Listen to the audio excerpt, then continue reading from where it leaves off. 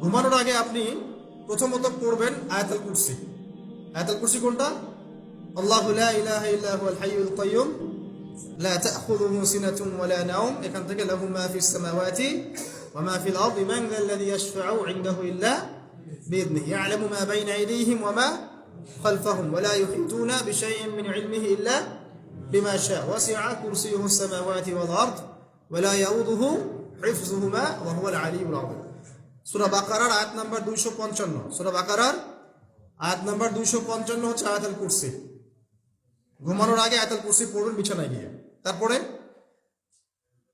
সূরা বাকারার শেষের 3টা আয়াত পড়বেন। সূরা বাকারার শেষের 3টা আয়াত, লিল্লাহি মা ফিস সামাওয়াতি ওয়া মা ফিল আরদ, এখান থেকে শুরু করে ফানসুরনা আলাল কওমিল কাফিরিন পর্যন্ত এই শেষের 3টা আয়াত অবশ্যই পড়বেন। ঘুমানোর আগে যে ব্যক্তি আয়াতুল কুরসি পড়বে, আল্লাহর পক্ষ থেকে একজন ফেরেশতা তার কাছে থাকবে।